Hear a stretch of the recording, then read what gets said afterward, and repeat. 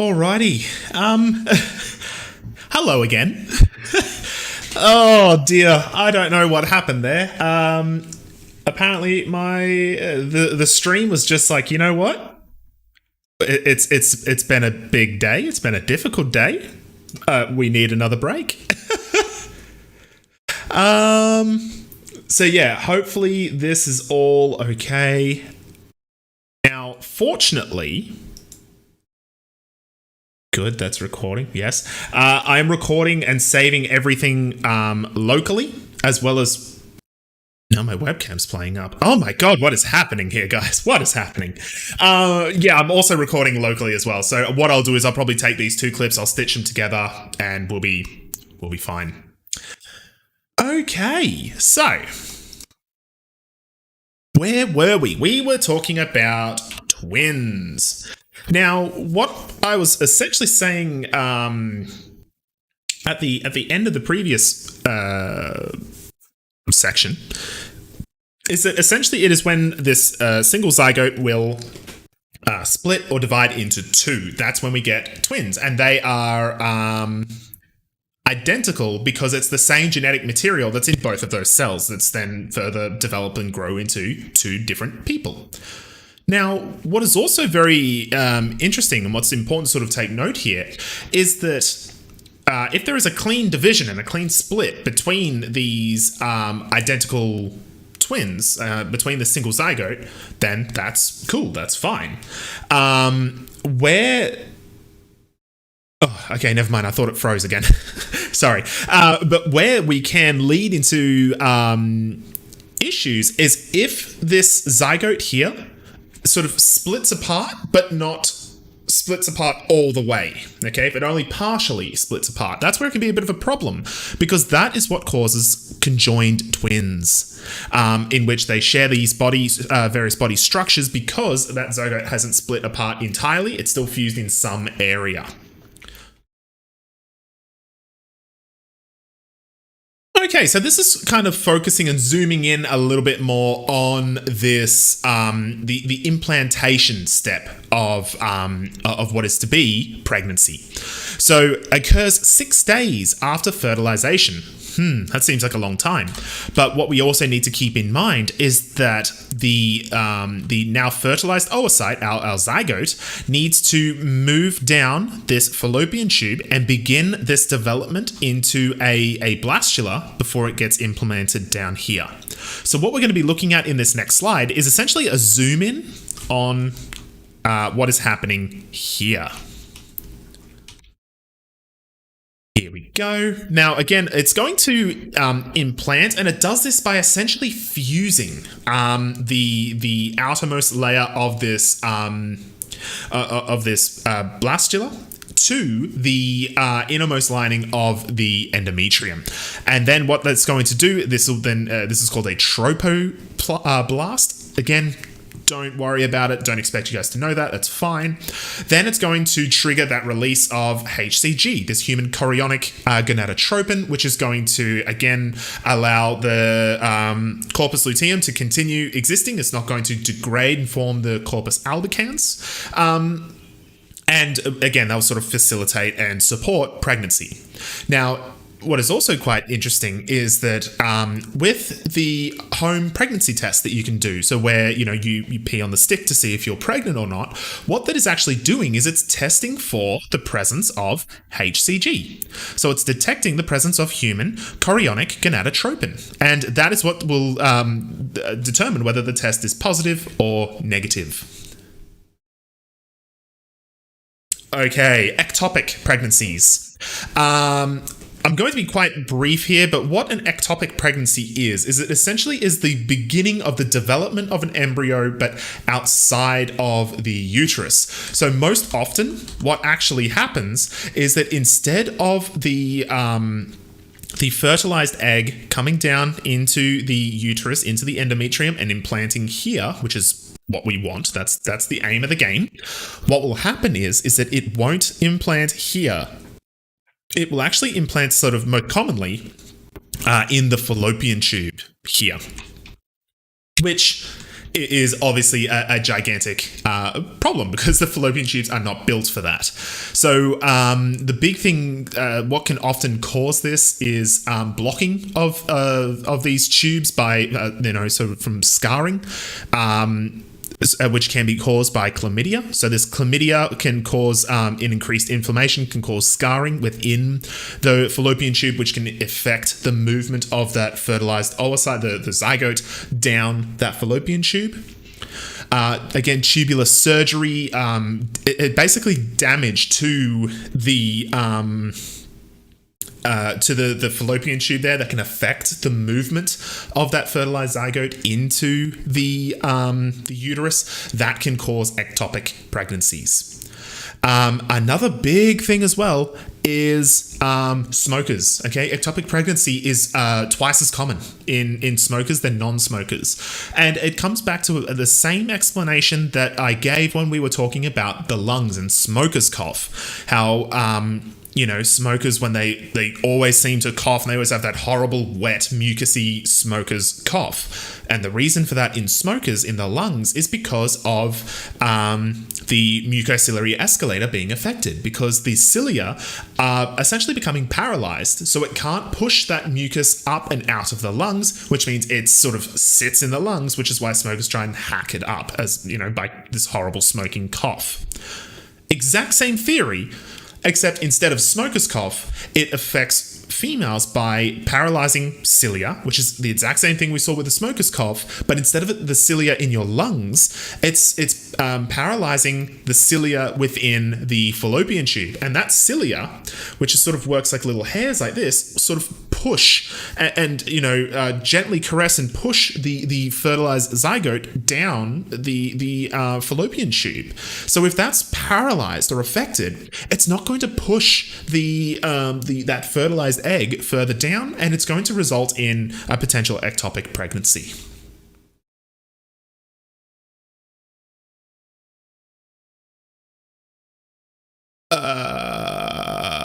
I am super not going to go into embryogenesis or organogenesis, but essentially what happens here is that as the embryo begins to form and begins to develop, what we see here is this sort of a degree of segmentation. And then we begin to see things like, the endo, meso, and ectoderm. So basically forming innermost, middle, and outermost layers. So like the endoderm, the innermost part, that's where we start to see things like formation of the GIT, respiratory tract, so throat, lungs, intestines, stomach, these sorts of things. Mesoderm, the middle part, that's our muscle, that's our bones, that's our, vasculature, this sort of stuff. And the ectoderm, the outermost, is like nervous system, skin, hair, things like that. We also have organogenesis, which organs, genesis, to create. This is the formation and generation of organs. Now, the ovaries, that corpus luteum is obviously taking over the production of progesterone and a little bit of estrogen, but it will do that until the placenta is formed. Okay. Now the placenta forms during that third month, and what that will then do is the chorionic villi. So this is sort of from the embryo, was going to extend and fill this with this maternal blood, and what it does is it will undergo a degree of exchange. Now, what is very important here is blood between fetus and mum don't mix. They don't. It's not like mum's blood just goes straight through the baby and then away it goes. No, that's not what happens here. What we see is this. Okay, so we've got bub here, we've got the placenta, and if we zoom in on this placenta, which is obviously being, delivering nutrients and removing waste via this umbilical cord. But we can see here we've got the umbilical, the arteries, and the veins, and what we are seeing here is very similar. Obviously they are very different as well, but in your mind's eye, I want you to picture almost the same thing as like the alveoli, okay? When we breathe in, we don't have air just going straight into our blood. No. What's happening is it's moving into the alveoli and then it's crossing through the alveoli into the blood. That's what we're seeing here with the placenta and the umbilical cord. So we've got mum's arteries and mum's veins, and they are coming down here into the placenta. So this is the maternal portion. So this is mum. And then what we're seeing here is this exchange of oxygen, carbon dioxide, glucose, so all nutrients and materials that Bubba needs is going to move from mum into baby via this the fetal arterioles and the fetal arterioles mainly, and Bubba is going to then release any waste via these fetal venules, which are then going to go back to mum. So poor mum, delivers all the good stuff and has to pick up all the rubbish. And then it will go back through mum's circulation. So it's important to note that they don't mix, okay? It is still an exchange-based system.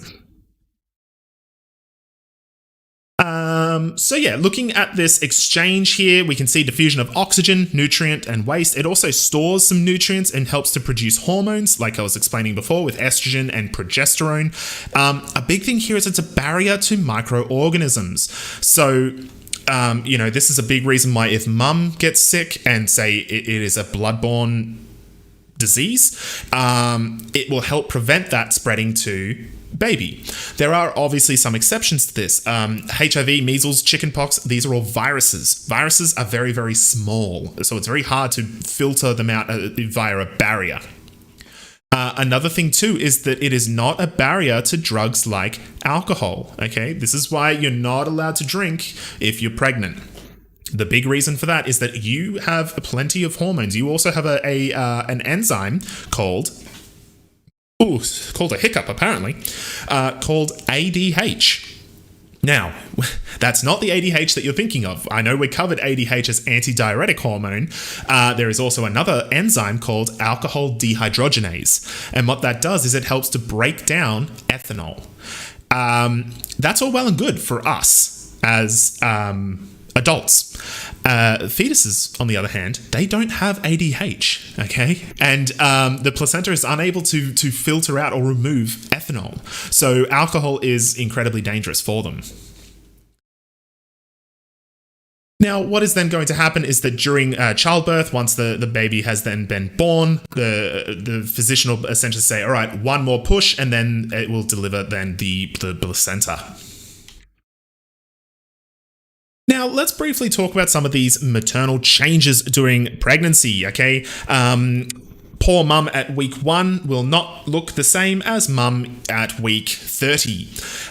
Some of the main anatomical, I'm going to talk about two things here. I'm going to talk about anatomical changes, and then I'm going to talk about physiological changes. So some of these anatomical changes are obviously increased vascularization, okay, which again makes sense. You are growing a baby. You need more blood vessels to supply blood to that area. You're going to see uterine enlargement. Again, if baby is getting bigger, the uterus is going to expand. Internal organs press superiorly against the diaphragm. This always freaks me out. Okay, something in my mind just goes, organs aren't supposed to be squished. But indeed, that is what happens, okay? There is a limited amount of space here. So what will happen is a lot of these internal organs will be pushed superiorly up against the diaphragm, which is another reason why, shortness of breath is a common side effect of pregnancy. And there is a changed center of gravity and lordosis. Lordosis is essentially the bulging or bending of the lower back. So kyphosis is like hunchback. Scoliosis is the middle of your back that like pushes sideways, and lordosis is your lower back. That's where the stomach comes out a lot more. Okay, because you're sort of leaning back a lot more. And then another hormone that is released called relaxin. And what relaxin does is it actually changes and stretches out those pelvic ligaments, and it makes you walk like a duck, basically. That's the best way I can describe it, is that what will commonly happen is that, mum's feet, instead of being nice and straight, will start to sort of peter outwards a little bit.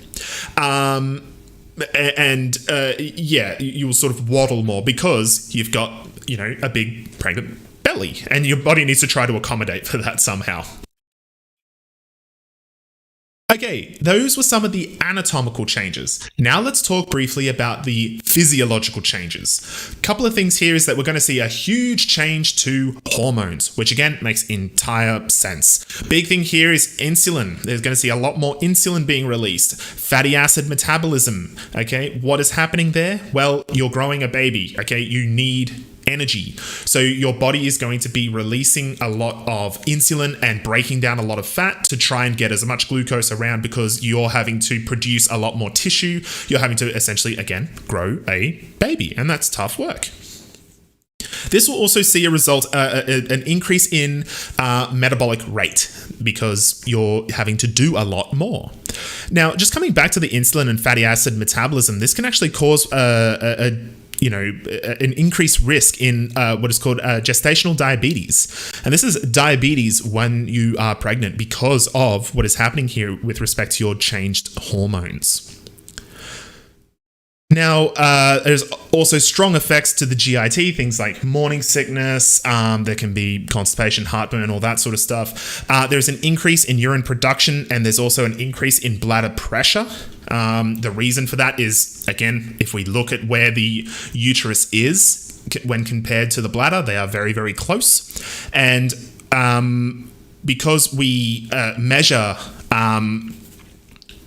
like the need to urinate based on those transitional epithelial cells, like sort of that stretch, when there is a pressure being applied to the bladder by the uterus, it can cause an increase in the rate of urination because of that pressure applied to the bladder. Now, what's also really interesting is respiratory rate, okay? Or the respiration here. We're seeing an increase in vital capacity, an increase in respiratory rate. You're breathing more frequently and more deeply. And this is important as well because the demand of oxygen on your body has increased because you are delivering oxygen and removing carbon dioxide not only for you, but for bub as well. Cardiovascular system, again, gets a huge hit here. Blood volume can increase by upwards of 30+% by week 32. You're seeing an increase in blood pressure and heart rate increasing, and increasing cardiac output, which again makes sense because you need to deliver more blood to more areas of the body.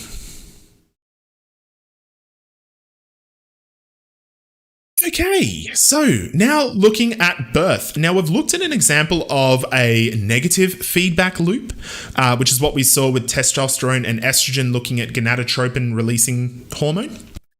What we're going to do now is have a look at a positive feedback system. So once labor begins, what is then going to happen is that these Braxton-Hicks contractions are going to begin, which is called false labor. This is basically where we're starting to get those contractions there. And what's going to happen is the beginning of this positive feedback loop. So what's going to happen is oxytocin is going to be released. So oxytocin, for those of you who aren't aware, is a hormone that is released. It's called the love hormone. Okay, it's sort of a hormone that is released with like a deep affection. So studies have shown if you hug someone you care about for over 20 seconds, I think it's 20 seconds, it will cause a surge of oxytocin. Unfortunately, it's also the hormone that's responsible for kicking off these uterine contractions. So what's going to happen is oxytocin is going to be released, and it's going to stimulate the uterus to contract, and it's going to stimulate the placenta to release prostaglandins. Now, what is then going to happen is that the body is then going to go, okay, prostaglandins are going to be released. It's going to cause the stimulus to release more prostaglandins, and it's going to send a positive feedback loop saying, hey, is baby still here? Righto, let's release oxytocin, let's release prostaglandins, let's cause a contraction. Is baby here? Yes. All right, let's release more. Let's keep going. Until baby has been born. Now, what we're seeing here is the process of labor. So what we have is early dilation. And then during when the cervix is approximately 10 centimeters in dilation, what's then going to happen? I hate that word, expulsion. I really need to change that word, okay? Mums are not cannons. They don't just expel babies. But what is happening there is like crowning, so the baby's head will then be exposed, and then the baby will be delivered. And then the final stage is this placental stage, and this is essentially the detachment and delivery of the placenta. Right, so what a treacherous and what some might describe as agonizing journey of pregnancy and childbirth. What will then happen is an assessment of the baby, and this is called an APGAR score. So what this essentially does is immediately once the baby has been born, like within 1 minute, what they will do is they will do a assessment on the child based upon activity, pulse, grimace, appearance, and respiration. Oops, I realized I disappeared. Now, what will then happen is that they will do this test once at 1 minute, once at 5 minutes, and then if things aren't good, they will do it again at 7 minutes. So the most common sign here is sort of an 8 or a 9 out of 10. Less than 7 is essentially immediate help. Basically we don't want less than a 7 here. Let's keep it at 8, 9, 10. That's what we want. But essentially it's measuring things like heart rate. Is the baby breathing properly? Is it grimacing? Is it responsive? Is it responding to stimulus?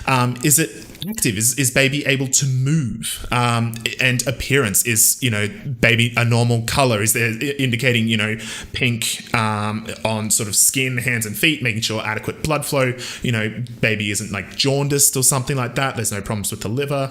It's just an overall assessment. Okay, now baby has been born. Wonderful. That's all well and good. Now we have a problem. How does baby eat? At this stage, the baby has survived purely on the blood supply from the mother to the placenta to deliver oxygen, nutrients, and remove waste. Now we have a problem because there's no more placenta there. So what will then happen is that mum will begin lactating, producing breast milk to feed baby. Now, there is a sort of, I wouldn't say it's overly complicated process, but this is the main process that happens here with respect to lactation. So what's going on is that baby will have a suckling reflex, and this will essentially apply a force to the nipple of the breast. Now, what this is going to then do is a couple of different things. Firstly, it's going to send a signal to the hypothalamus and then send a signal to the pituitary gland, and it's going to trigger the release of oxytocin.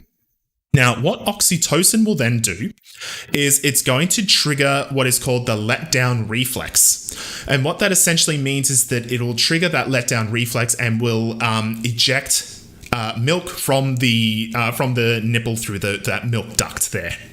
So oxytocin is being released to allow milk to leave the breast. Now, at the same time, what is also happening here is that the hypothalamus is releasing another growth factor called prolactin releasing factor. And what that is going to do is that is going to then trigger the release of prolactin. And what prolactin does is it increases milk production. So essentially, upon the stimulus here, which is baby suckling on the nipple, that's going to cause two things. It's going to cause the letdown reflex, which is going to allow milk to be released from the breast thanks to oxytocin. This is important because that's how mum delivers milk to baby. Now, okay, that's all well and good, but again, it's not just a storage tank. It's just like, well, sorry, baby fed once or twice and now the breasts are empty. You got no more milk, okay? You need to then produce more milk to replenish what baby has consumed. And that's where prolactin comes in. So prolactin will be released, which will increase milk production.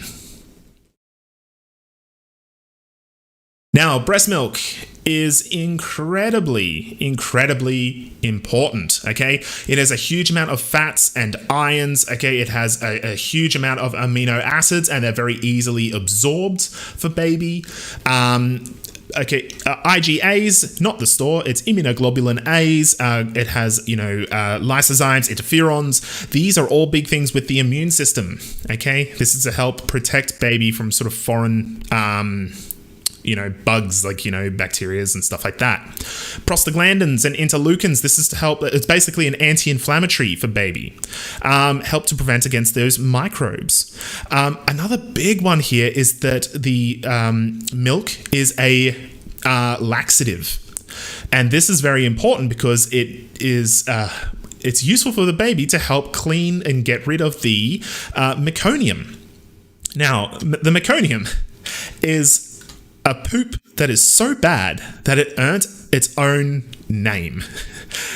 This is essentially the very first poop that the baby will do. And I have not seen this. I have not experienced this.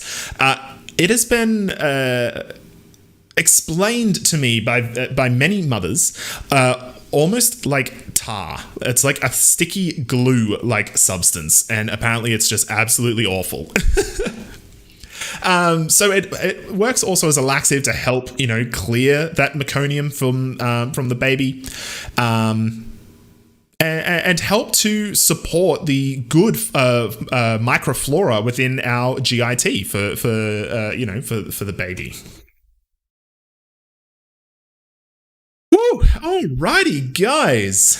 What have we done today? Well, we crashed the stream, and that was wonderful. We also looked at the location, the main structures, and the main functions of the components of the reproductive systems in both males and females. We very briefly looked at gametogenesis, but we really didn't touch on it that much. We looked at the hormonal control, and we looked at the various stages of the ovarian and the menstrual cycle. We've looked at what testosterone is, estrogen and progesterone, and what they do. We've looked at fertilization, implementation, and we've looked at the formation of the placenta and, very briefly, the development of a fetus during pregnancy. We touched on some of the anatomical and physiological differences that occur within poor mum during pregnancy. And then we finished off looking at pregnancy, labor, and lactation. Look, guys, congratulations. That is the end of week 10. What a journey it has been. Guys, I know that this is a tough course. I know there's a lot of things to learn. So you've made it this far. Congratulations. The game plan at the moment is what we will do tomorrow. We will then move on to looking at the TUTE workshop. We will do some questions on this. I've made up a practice end of trimester exam. We'll do some chats about that. What I really want you guys to do now, between now and tomorrow, is begin to focus on your end of trimester preparations. And as I said to you, write a list like module 1, 2, 3, 4, 5. So heart, lungs, GIT, renal, reproduction. What is giving you the most amount of grief? I really need you guys to troubleshoot that, because sort of the second half of tomorrow's TUTE and the revision class next week, that's what we will focus on. But yeah, look, guys, as I said, congratulations again. Thank you all very much for joining me here, and I will see you all tomorrow for the TUTE workshop. See ya!